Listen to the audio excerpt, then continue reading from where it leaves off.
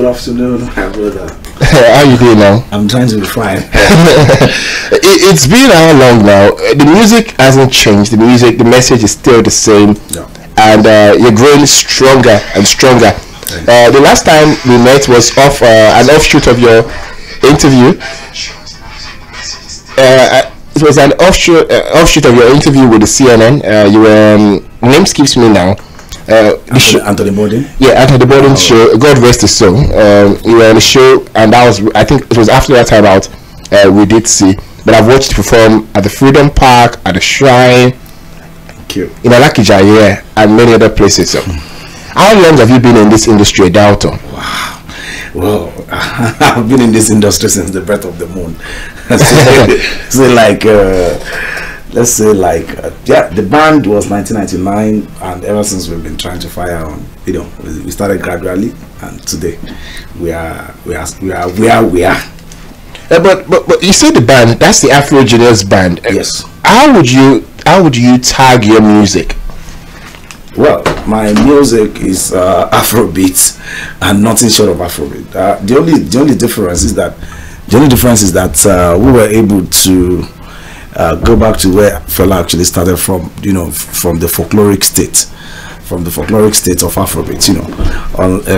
Every other people playing Afrobeat are approaching Afrobeat. I mean, people who play Afrobeat, the real Afrobeat, are approaching it from different angles. That's an original band approaches it from the folkloric states. If you listen to Fela,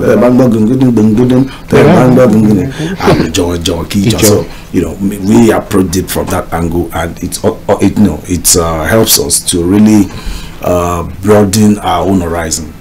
So it's Afrobeat, nothing short of Afrobeat. So talking about folkloric state, it's no news that in the long run, I've read articles, I've read narratives that they say the Yoruba language might go into extinction. I know you're a big fan of the language of our culture. Do you agree with such submission? Yes, the only thing that can keep Yoruba language and Yoruba people as a people to not go into extinction itself, if we begin to appreciate and approach self-preservation. Because being liberals like that wouldn't help us in any way. The first thing is we own our land, and if we are talking about our land, we are not just talking about this space. We are talking about the sweat, blood of our forebears beneath our feet. We are not just talking about the sand beneath our feet. We are talking about their sweat, their starvation, everything. So we own this part of the world, and our language that grew with us from this land.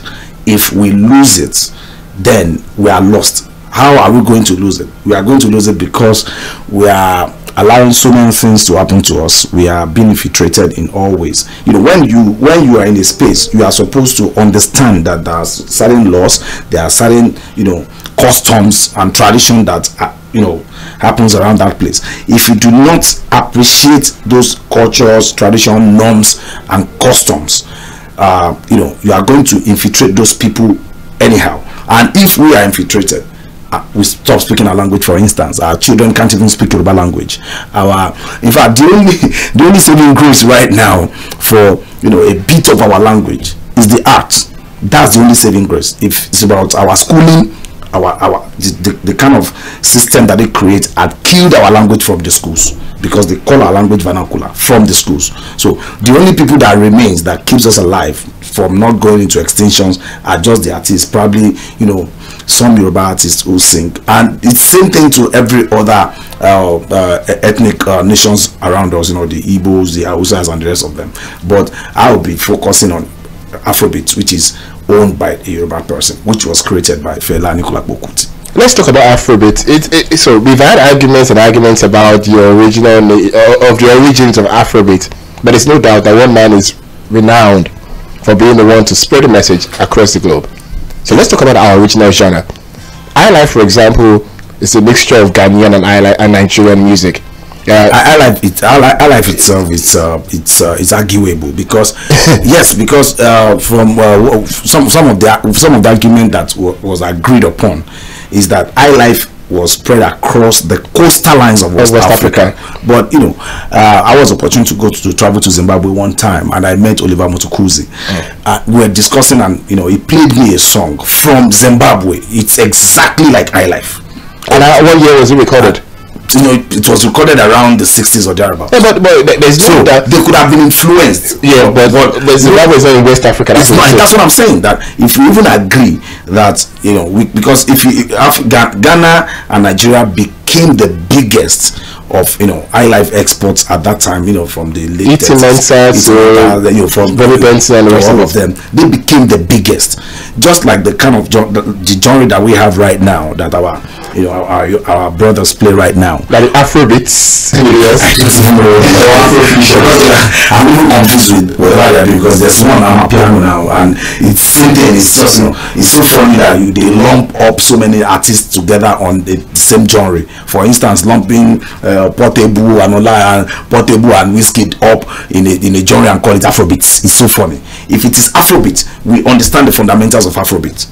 We know what Afrobeat is all about. But theirs, we don't, you know, because they wait on people to name that genre of music.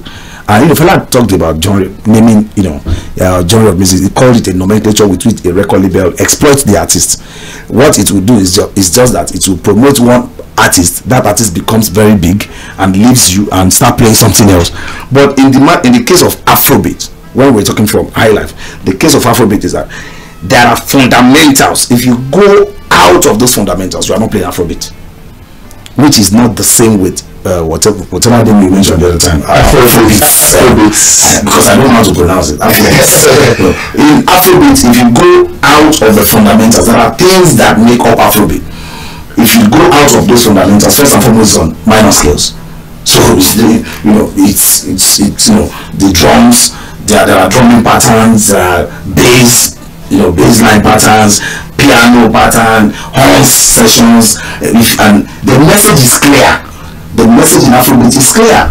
It's a progressive message. It's not for, even in Afrobeat, when we talk about love in Afrobeat, it means a bigger, not kind of, you know, shenanigans about our friends, you know, do no disrespect to them. No, if some people complain about vulgarity of their music, and I say no, as Yoruba people, we have always been that vulgar. Of course, it has to do with time, because if you listen to Victoria, there's a song by Roy Chicago. Now you're open kicking now. No, that one is even a bit, you know. Well, if you listen to Baby John, those ones are even, you know, they are kept somehow. You know, there are some, you know, there are some sensible ways of dropping the message. But in Baby John, walk on my low. It's clear, and everybody knows what that means, because as at that time we have not been eroded with English language like the way we are now. In fact, now if you play something like that, the children of today are going to ask you that what's the meaning of but in those days it was clear to people. And for me, if we put it on the pedestal of vulgarity, it's, you know, almost like what we have today. Almost. I agree with you completely. Let's play some music though. We play music from a doubter. This is not so long ago. This is 2022 music.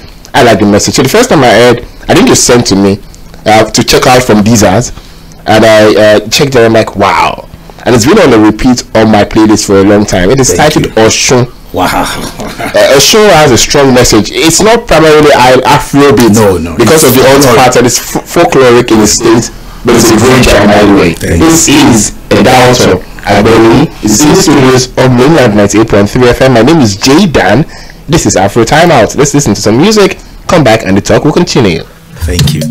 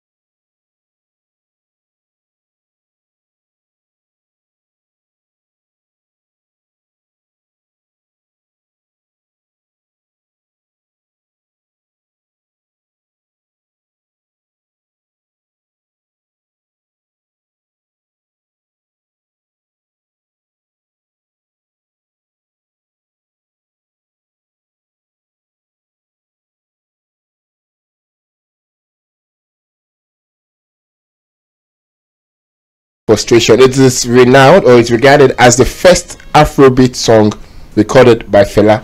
Yeah, after his sojourn to America, this is the first recorded Afrobeat song by Fela. Is Afrobeats, and it's Africa 70. But Edaoto, let me quickly ask you a question on Fela. So Fela has 3 major parts. Okay. There's the Fela and the Skula Lobitos. Definitely. There is the Africa 70. Yes. And there's the Egypt 80. Egypt, yeah. Which is your favorite? My uncle, Mr. Lakija, I'm sure he loves a lot of the Kula Lobitos, the Highlife. No, Lakija is a jazz person and an Highlife person. Yes. So I grew up listening to a lot of Highlife. So I would prefer, for me, I prefer the African 70s first. If I'm doing my hierarchy, I would do African 70 first, Egypt 80, then Kula Lobitos. Because during Kula Lobitos, the competition for jazz and highlife for me would, because highlife is majorly on major scale, so you could find people with more sonorous voices and all of that. I'm mixing it with jazz. You have a lot of people to contend with. You have Eddie, Cardinal Rex, Jim Lawson. In fact, Cardinal is the major person. Cardinal Rex Lawson on the trumpet. He plays like somebody who wails, and you have a whole lot of. But when we talk about African 70, it was incomparable. There's even up till now, that's the people that would want to come close to, from my own opinion, that would want to come close to African 70, the Orlando Juniors of the 70s. Yeah, Orlando had a very good band. I watched Orlando perform a lot of times, and Orlando's beats. Orlando Juniors himself is a complex musician. If you are listening to his music as a musician who plays Afrobeat, because we always find them easy. We've listened to all the songs growing up. We've been playing them. But if you want to play them, you score it, you realize that these people are putting so much work that you can ever expect. So African 70s of Fela is incomparable. Even African 70 for people like me is very incomparable to Egypt 80. Probably Water in Egypt 80 might be, to some people, probably the most complex. But some people, the solos there. How about Confusion Breakbone?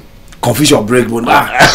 Those ones they are for regular Afrobeats people. You could jam them somehow. Shall find something that they play on tenor, you can play it on auto and all of that. And like you about to say, but if you look at whatever happened in African 70, whatever happened in those works, you have to open your ears. You have to really, particularly if you haven't seen any score before, you have to really open your ears to play those songs. African 70 for me was the highest point of Afrobeats. I agree. I like the Kula Lobitos because some of my favorite Fela songs are from that era. Of course, they are very sweet. I Am Manager, Ojotoshu. They are very These are quite interesting songs. All of those songs are very sweet. Those are very There's a song Independent. I think a lot of people, I don't know why the Kutis, Femi, Sheun, really do not play some of Fela's Highlife music. I think it's really important that some of this Fela contributed. If you say they should play Fela's Highlife music, as at the time Fela was playing it, Highlife was the end. Highlife was the major thing. And over the years things grow, and the furtherance of Afrobeat is what they are playing at the moment. If you listen to Seun Kuti today, I know in the next 10 years you'll be so shocked that it will still meet up with that time, because we are talking about Fela in the 70s, in the late 60s and in the 70s, and it's still meeting up with today's tunes. So what they are, because Fela had done the furtherance of whatever you call jazz, funk, highlife put together, which became Afrobeat. So what they are doing today is just the furtherance of Afrobeat, and it's very cool. And they've really tried to put it just like every other person that plays Afrobeat today, and been able to situate it within that 5 minutes, 3 minutes. That because attention span of people today are very short. Very short. So they are they don't have the patience to listen to 12 minutes, 1 hour, of course. And the radio does not even permit to a very large extent that they everything beyond 7 minutes, 8 minutes, a long time. Talking about your own music, so like we had the conversation on the radio, and you talked about how difficult it is sometimes to express your thoughts fully on a 2-3 minute song. I've watched Femi perform for a few times, or a lot of times, and I like the stage and live performances. Definitely beyond this is just not on radio now, on the album because first and foremost, Afrobeat artists are performer. First and foremost, we are performers, and beyond you just listening to the lyrics, there are performances that follows it. So for you to see the full, to have the full glare of what Afrobeat music is really, you have to go to a particular spot and watch. I like the way you perform Revolution. So you have to come see how an Afrobeat artist perform, because it's all, there are some that even add drama. If you look at Fela is performing, the dancers are performing, the horsemen are performing, the percussionists are doing their own. In fact, there is Baba on Shekere that is doing his own. In fact, you think whatever he's doing is independent of what happened, but it's still part of it. So you have a lot to watch. So if you look at, you want to sing you want to put all your thoughts in just 3 minutes.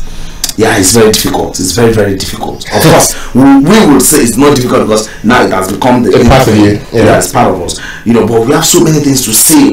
We want to show some dexterity on the sax, on auto sax, on tenor sax, sometimes on the guitar, sometimes on the gong set, to say this is how we put gong in Afrobeat. But you can't compress that into 3 minutes. So what do? It's very simple. We do the 3 minutes, and when you come to watch the show, you are watching something very, very different. Of course, it's the song, it's all the lines, but you see the dexterity of each of the performers, not trying to outshine one another, but trying to express themselves into the fullest, to say that this is how I'm pouring my soul into the song that you are listening to in your bed. It's performed across the globe in different an opportunity to go on that stage again. It gives you different experiences. We have been very lucky to perform at different places all around the world, and we have been accepted. But in spite of that, home is where you are loved. It's not about whether it's in Zimbabwe, Uganda, Belgium, Ethiopia. It's not. It's where you are loved. But every time we are performed at places, we've been shown this kind of acceptance. Sometimes you will even be afraid the kind of acceptance you get, like these people don't understand what you are saying. For instance, we were in Ethiopia at some point, and for me to see somebody who speaks English in Ethiopia, you have to look for like 20 or 30 people. They don't and we have like 3 sound check. I was like, but maybe they like it. So every time we go to perform, we have different experience, and every experience we had, apart from sometimes when you have a problem with officials, immigration officials, or for performances, I have at this side sometimes performs for them to be different. Go do your stuff. The Afro there must be rehearse, in fact, so to in that back of socialism, not the band. Of course, people are bigger. Some people are just in the medium. Afrobeat as an Afrobeat artist, to longer than myself. I'm sure. And it's nice to see them.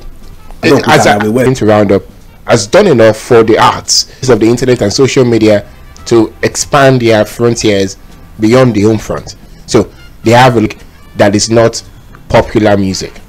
Yeah, of that, just concussion of our brothers who are just rising, and it will fade out with time, and that's the way it has always been. It becomes the nostalgia of the children of that era. Now, Nigerian government as a government has never thought that the arts, not just music, is a vehicle for its development. For instance, if you want to spread it, so look at some of the things that are really in the minds of our younger ones now. Music plays an extremely pivotal role in it. The way our boys dress today is influenced by the culture. So art is even like 5 more years. The thing that you have seen in that film will come to reality. It's a huge market for them to see resources to run the country, because the current cash that is in the hands of our friends, very few of course. it's not really worth it. It's not really, you know, they were talking about $100 million, you know, like 2, 3, 4 days ago. It doesn't really worth it.